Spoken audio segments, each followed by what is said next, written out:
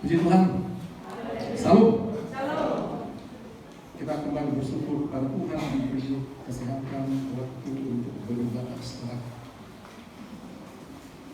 Sebab ada di beberapa tempat orang tidak bisa beribadah, bahkan muncul lagi sekarang ada gereja yang dipaksa ditutup ya. Kita boleh lihat itu ada di gereja HBP dikatakan.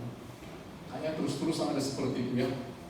Jadi kita harus bersyukur ada gereja masih ada dan harus dimanfaatkan. Bagi orang yang tidak memanfaatkan ibadah di gerejanya, itu perlu dipertanyakan kekristenannya. Baik, kita akan menikmati firman Allah dari Injil Markus pasal 6. Markus pasal 6 ayat 14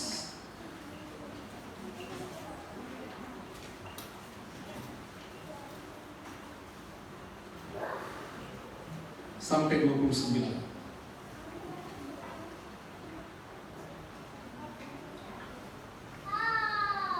Ya, Markus pasal 6 ayat 14 sampai 29. Mari kita kembali bangkit berdiri, semua kita terlibat dalam pembacaan ini dan kita mengikuti urutannya.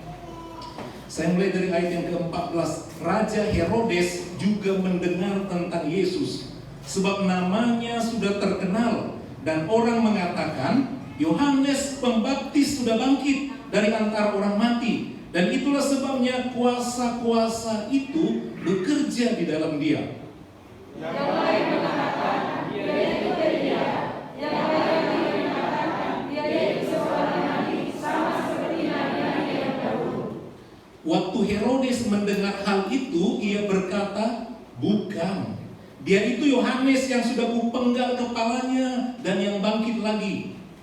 Sebab memang Herodes lah yang menyuruh orang menangkap Yohanes dan membunuhnya di penjara berhubung dengan peristiwa Herodias, istri Filipus saudaranya, karena Herodes telah mengambilnya sebagai istri.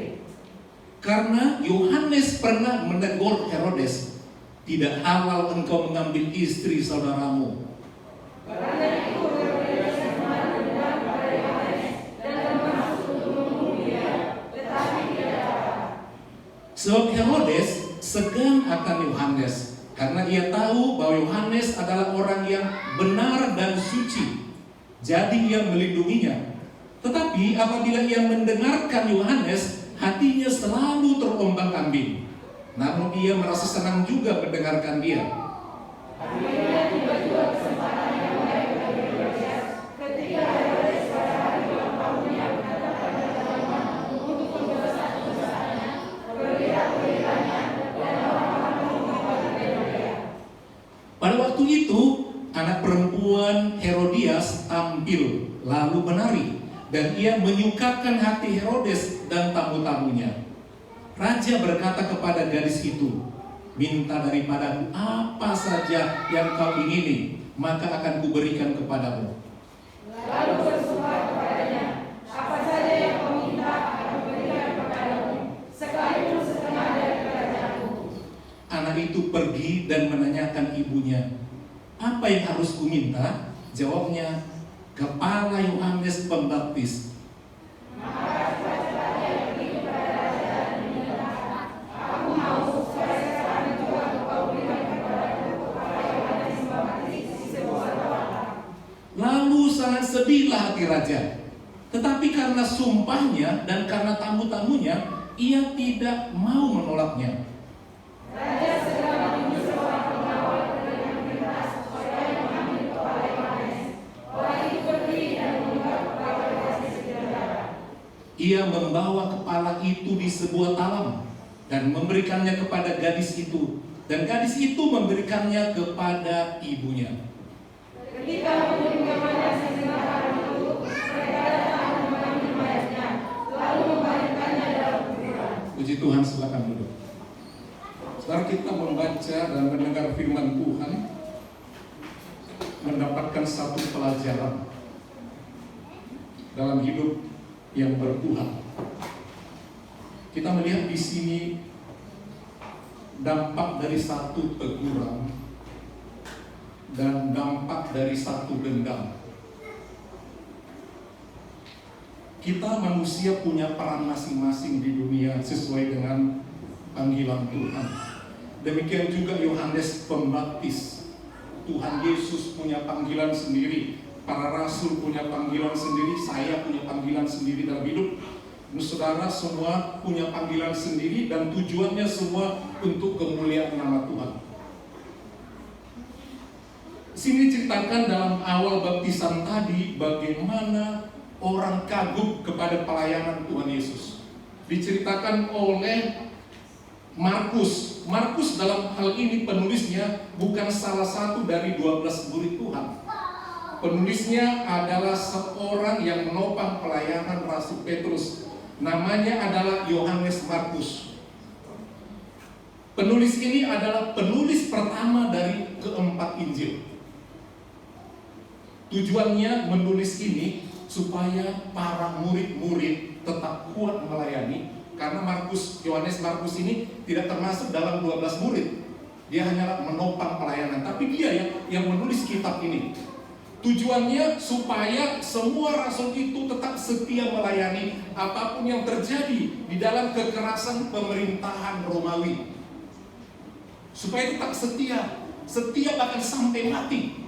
Sehingga dia menuliskan kisah pelayanan daripada Yohanes Pembaptis yang sampai mati dipenggal kepalanya. Itu tujuannya ditulis mendetail supaya tetap setia sampai mati melayani Tuhan demi mendapatkan keselamatan itu. Nah, kita melihat tugas panggilan daripada Yohanes Pembaptis. Namanya saja Yohanes Pembaptis, itu tambahan pembaptis itu karena memang dia dipanggil untuk membaptis. Artinya mensahkan orang menjadi pengikut Tuhan. Menjadi pengikut Tuhan dengan cara harus bertobat dulu. Dia hanya mau membaptis kalau udah bertobat. Itu sebabnya dalam baptisannya itu sebelum dia membaptis dia selalu berseru, bertobatlah, kerajaan Allah sudah dekat. Dan dia terus menunjuk Tuhan Yesus ketika berjalan sebelum dia membaptis Tuhan Yesus, dialah anak domba Allah yang mengasihi dunia. Dan sebagainya dan sebagainya. Dan satu kali ketika orang Farisi ahli Taurat ada yang bertobat, ada yang kepingin dibaptis tapi belum bertobat. Ketika dia datang, hai engkau keturunan ular beludak, bagaimana kamu bisa selamat daripada murka Allah? Artinya aku tidak akan pernah mau membaptis kamu walaupun kalian ahli Taurat. Membaptis gampang tapi tobatnya mana? Sebab dia tidak mau. Jadi syarat untuk satu baptisan sebenarnya adalah bertobat. Baptisan gampang, bertobatnya yang susah. Kalau udah terlanjur dibaptis belum tobat, tinggal tobatnya saudara. Jadi dia memang seorang pemberita firman Allah yang tegas. Demikian juga kita melihat di sini ditulis pelayanan Tuhan Yesus yang ajaib, membangkitkan orang mati, menyembuhkan dan lain sebagainya. Sehingga ketika Herodes, dalam hari ini Herodes itu adalah nama daripada satu keturunan keluarga. Misalnya Herodes Agung. Herodes Agung itulah ketika bayi-bayi kecil dibunuh waktu Yesus lahir. Itu Herodes Agung yang dibunuh. Kemudian Herodes Agung ini punya banyak anak. Tentu juga banyak ekstrim. Dan salah satu anaknya adalah Filipus. Dan selanjutnya anaknya yang lain adalah Herodes Antipas. Yang diceritakan ini adalah Herodes Antipas, bukan Herodes Agung. Dan Herodes Antipas ini berkuasa di daerah Galilea. Dari semua kekaisaran itu ada provinsi-provinsi, di situ ada raja-raja. Perintah daerah ini, si ini. Nah, anak Herodes Agung ini salah satu adalah Filipus, dan yang kedua adalah Herodes Antipas. Ketika orang semua menceritakan tentang kehebatan daripada Tuhan Yesus, banyak rumor di luar mengatakan Yesus itu sebenarnya Elia. Roh Elia dalam perjanjian lama. Bagaimana hebat kuasa Elia sampai diangkat ke surga, muncul rohnya dalam diri wujud Yesus. Itu Elia. Yang lain bilang lagi, bukan, itu nabi-nabi yang dulu muncul lagi. Karena hebatnya Yesus muncul. Ada yang bilang bukan, kayaknya itu adalah roh Yohanes Pembaptis. Kan sudah mati. Sampai berita itu ke Herodes Antipas. Langsung dia bilang, kalau dia Yohanes Pembaptis, dia itu penggal loh. Itu penggal. Dan kemudian dilanjutkan kisah itu oleh Yohanes Markus. Kisah daripada bagaimana Yohanes Pembaptis sampai dipenggal. Akibat daripada satu panggilan punya risiko. Kalau berani menyatakan kebenaran, teguran, firman Allah, ada risiko.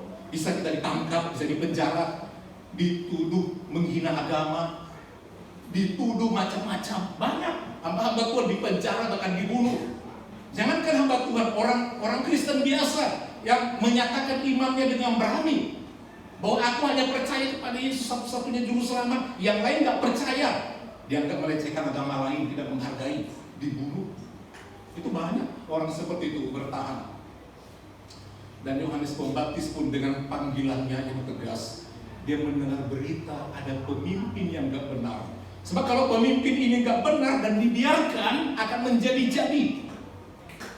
Ada ayahnya yang tukang bunuh, Herodes Agung, anaknya lagi bermain serong. Ini perlu diluruskan, yang merusak bangsa. Sehingga satu kali Yohanes Pembaptis di tempat terbuka, di tempat umum, waktu di situ banyak rakyat, ada Herodes dan istrinya Herodias, dibuka kejahatannya, sebab itu mencemarkan nanti bangsa yang dipimpin. Dikatakan demikian, seperti tegasnya dia menegur orang yang mau minta dibaptis, dia tidak mau sebelum bertobat. Dia katakan, tidak halal bagimu mengambil istri saudaramu. Dalam hidup ini ada halal, tidak halal. Mana yang bisa dijadikan istri, mana yang tidak. Mana yang bisa dijadikan suami, mana yang tidak. Ada aturannya. Kenapa? Dikatakan oleh Markus, berhubung dia mengambil istri saudaranya. Bagaimana caranya? Dua-duanya jahat. Herodias jahat. Disingkirkannya suaminya yang bernama Filipus. Cerai kita, kau tak main kau. Lebih hebat saudaramu itu. Herodes Antipas.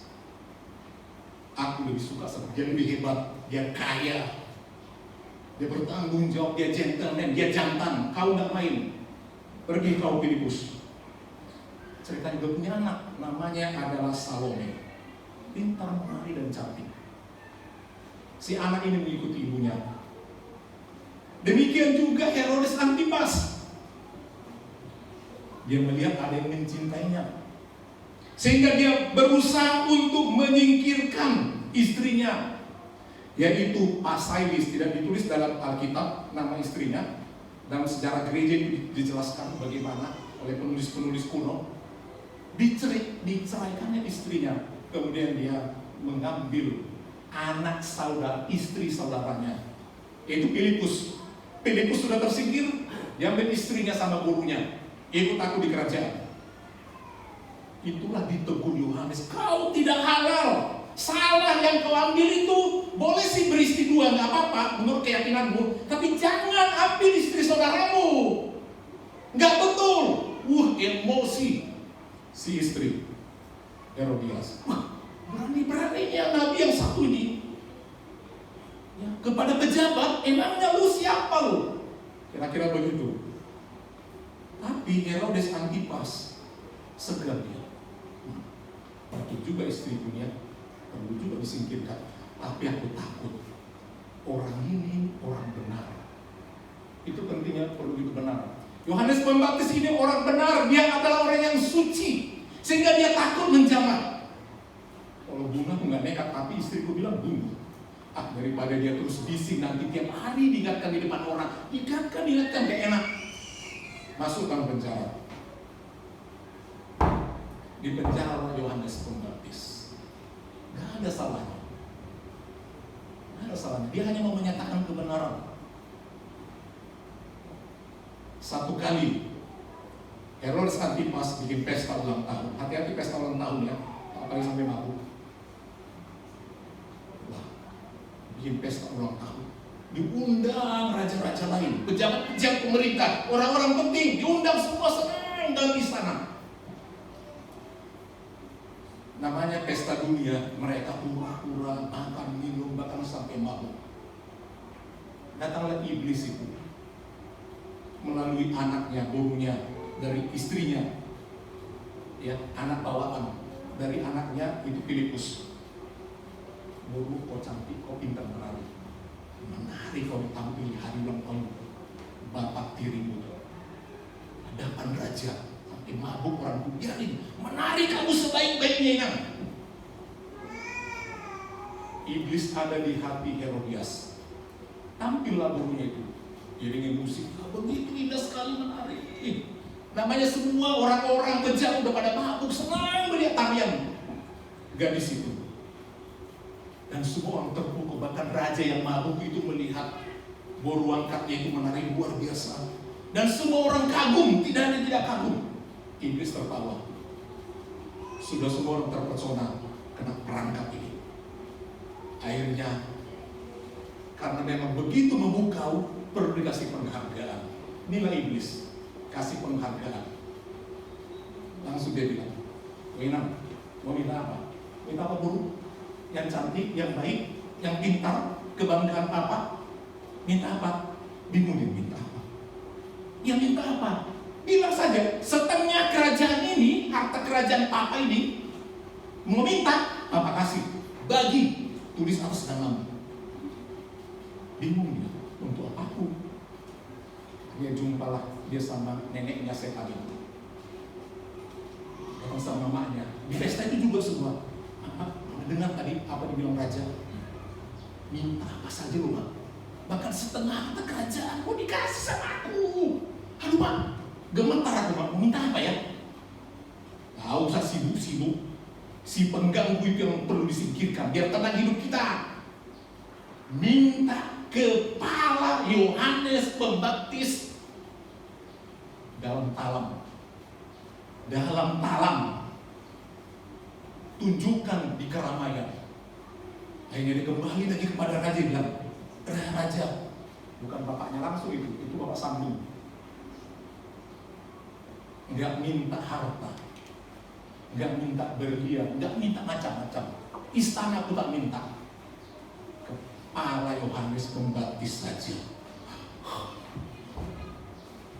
Dia sangat takut, dia mungkin gemetar. Aduh, bagaimana di setan sudah masuk? Kepada Salome udah masuk, nggak takut lagi dia tentang ngambil nyawa orang. Bahkan seorang yang diurapi Tuhan. Raja juga udah kemasukan setan itu melalui suara itu. Harga dirinya pun naik, udah terlanjur sumpah. Jemaat, hati-hati bersumpah dan berjanji. Supaya ada ayat kita katakan, jangan bersumpah dengan langit, demi bumi, sebab langit tempat Allah bertata. Demi bait Allah jangan, demi apapun jangan. Dan selanjutnya tulis berkata, jika iya, katakan iya. Gak usah pakai sumpah-sumpah. Jika tidak, katakan tidak. Kalau pakai embel-embel demi ini, itu bukan dari Tuhan. Hati-hati dengan sumpah dan janji. Tuhan tuntut. Termasuk nazar. Jangan coba-coba berani bernazar kalau tidak mau melakukan. Tuhan akan tuntut. Akhirnya, karena melihat banyak orang sudah mendengar sumpah janji itu, harga dirinya naik. Tidak ada lagi yang tadinya segan karena orang suci. Tidak ada lagi roh takut. Iblis sudah tertawa. Langsung dia bilang, pengawal, sini.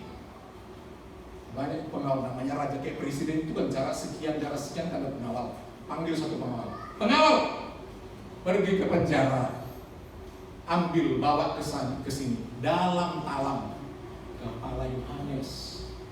Salah Yohanes Pembaptis, Bapak Ibu? Salah dia? Enggak. Begitu tulus melayani. Coba kita tulus melayani, tega-teganya Tuhan izinkan. Kadang-kadang kita berpikir dalam hidup, Tuhan aku udah melayani,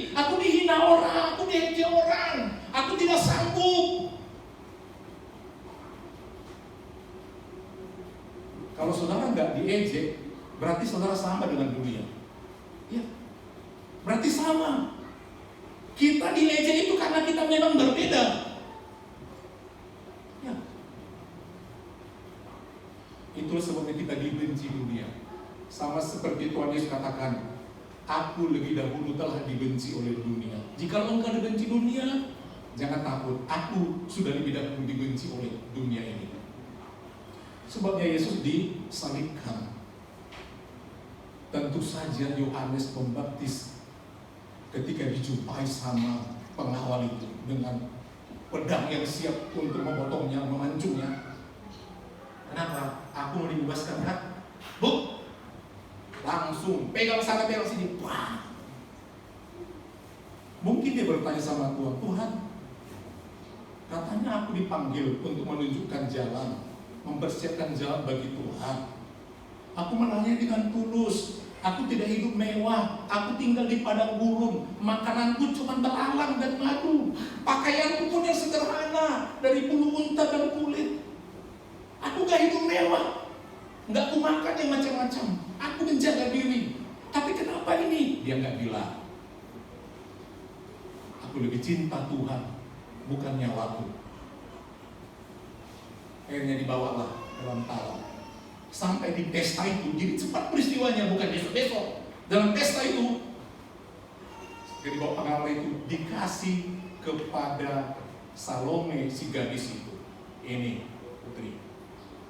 Wah, nggak tahu perasaan dia melihat kepala Yohanes Pembaptis yang berdarah di talam. Apakah dia gemetar, apa dia menangis, tapi dia enteng memegang itu. Kemudian dia berlari menjumpai mamanya Herodias. Ma, ini yang kau tunggu-tunggu itu, Ma. Yang kau bilang tadi minta, dikasih bapak lo. Mau mama pakai kayak ini? Kalau orang lain dapat hadiah untuk dipakai, untuk dipertunjukkan, mau mama apa ini? Biasanya orang kasih hadiah, kalau emas ya di lehernya, kalau mahkota di sini, kalau pakaian dipakai. Untuk apa nih, Ma? Ya, puas hatiku, tak ada lagi orang yang menegurku. Saudara, hamba Tuhan salah satu tugasnya menegur. Amin Bapak Ibu. Ya. Jangan cepat tersinggung kalau ditegur.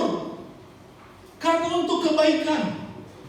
Sebelum jauh, banyak respon orang dalam menghadapi teguran. Anak-anak kalau ditegur, ada sekali tegur sama orang tuanya, diam, patuh. Ada yang melawan.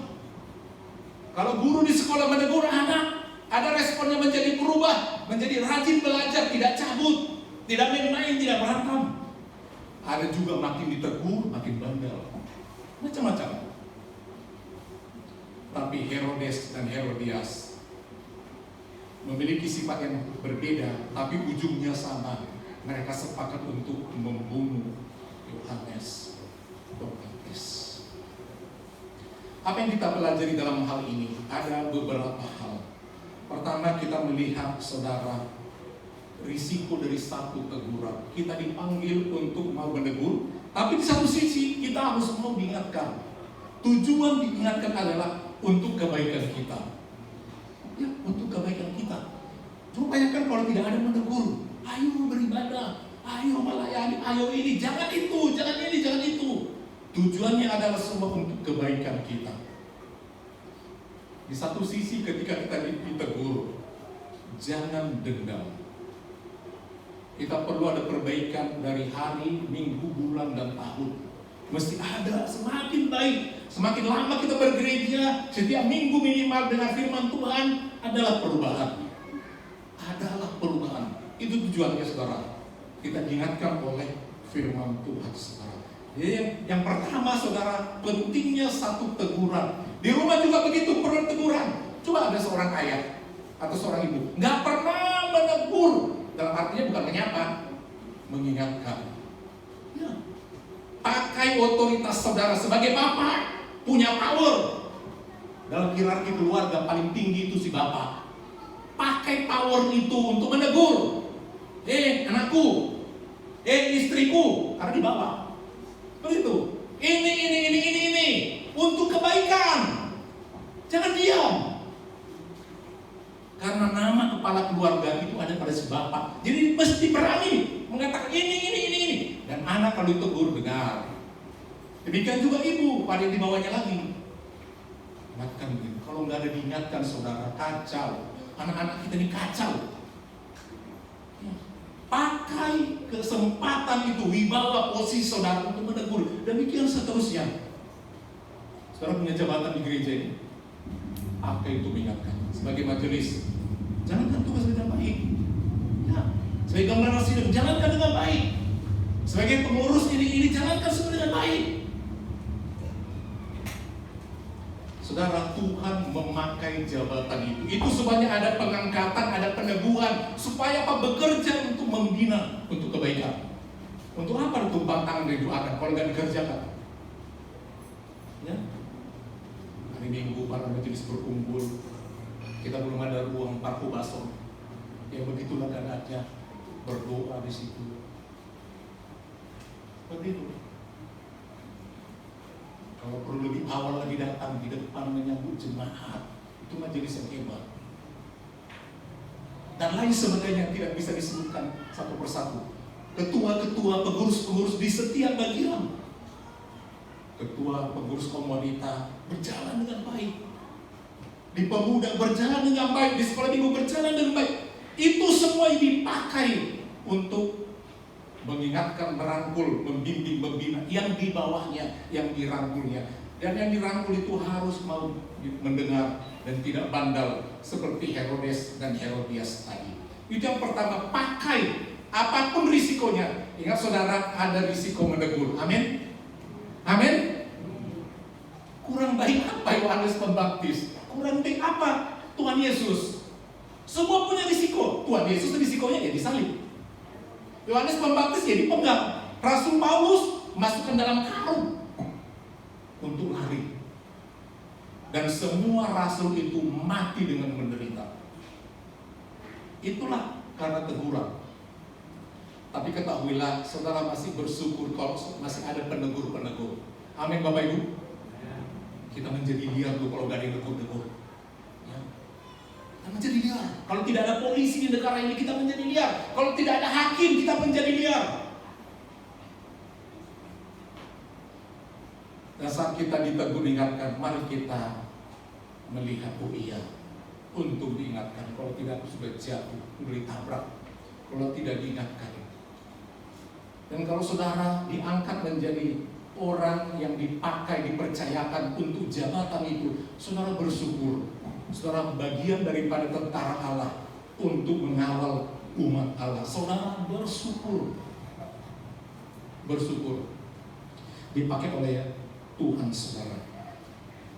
Hal selanjutnya pelajaran kita lihat adalah dendam. Kalau saudara ada kemarahan dan saudara simpan sakit hati itu lama-lama, iblis pasti bisikan.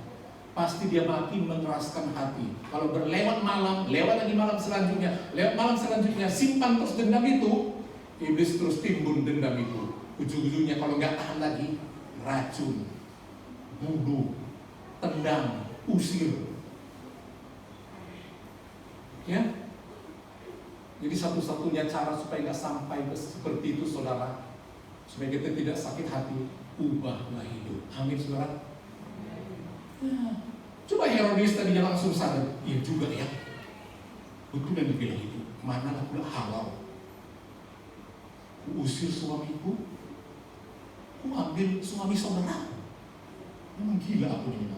Demikian juga Herodes Antipas, ragu hatinya, tapi bininya lebih jahat lagi, lebih binal lagi. Dia saja mau kok sama aku. Ya. Istriku pun mau usir udah perginya, mau ya udah. Tapi aku takut juga, itu orang suci. Ya udah, penjara saja cukup. Tapi setan yang perempuan lebih gila. Ayo tahan di penjara, bunuh saja. Itu setan saudara. Setan yang masuk kepada wanita seringkali lebih ngeri. Kejatuhan pertama manusia dari perempuan.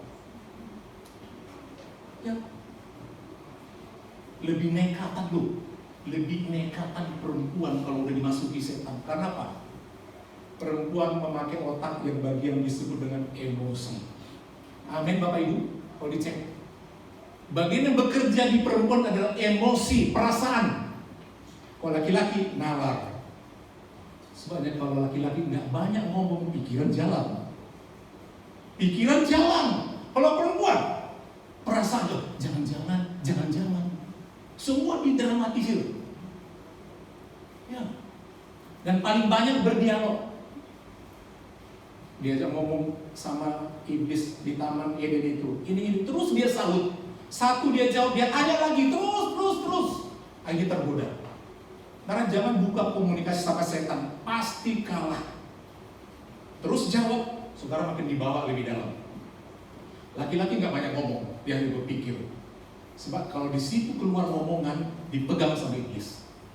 Di situ keluar kalimat daripada Herodes Antipas, aku bersumpah. Ini dia. Coba nggak bersumpah. Kalau dia tadi nggak bersumpah, minta apa nanti aku kasih. Nggak pakai sumpah. Terus dia pergi sama mamanya. Mama, katanya boleh minta kok. Minta apa? Kepala Yohanes Pembaptis. Katanya belum sumpah, kata. Ya raja, mama bilang kepala Yohanes Pembaptis, kurang ajar kamu. Ya kan? Nggak pakai sumpah, masih bisa kan? Masih bisa nggak jadi. Itu sebabnya jangan bersumpah. Hati-hati pemuda remaja. Kalau jumpa cewek atau cowok, sumpah kita sih semati. Biar mama nggak setuju, bapak nggak setuju, sumpah. Atau nggak lama kemudian ketahuan boroknya. Mau putus, udah sumpah. Hati-hati sumpah lu. Jangan cepat janji, selidiki. Apapun selidiki.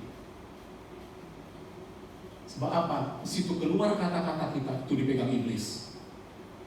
Dia sudah ngomong itu. Hati-hati dengan kalimat. Saudara, itu pelajaran kita. Yang kedua adalah selain jangan sumpah, jangan cepat bersumpah, jangan simpan kepahitan, jangan simpan dendam. Cepat selesaikan. Nanti iblis yang bermain. Cepat diselesaikan. Kalau kita mendapat teguran, mending renung-renungkan. Seperti Maria ketika dapat pernyataan dari malaikat, kamu akan mengandung dan melahirkan seorang anak laki-laki. Bagaimana itu bisa terjadi? Dia langsung gak marah.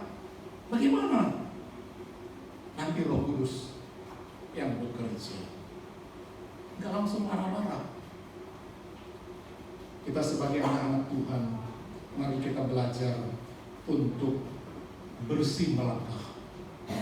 Bersih kita melangkah, bersih hasilnya. Jangan cepat bersumpah janji, jangan menyimpan dendam. Amin Bapak Ibu. Amin. Kalau kita simpan gak dibereskan, iblis nanti akan kasih jalan yang mengerikan, jalan keluar. Jangan simpan. Makin disimpan, makin mengerikan. Cepat diselesaikan. Kalau nggak bisa simpan, saudara yang menjauh daripada yang lain korban. Ya, seringkali kita menjadi korban karena ada orang yang menyimpan kejahatan. Kita korban karena ada orang menyimpan kejahatan. Kita bisa menjadi korban. Mari kita bangkit dari Bapak Ibu.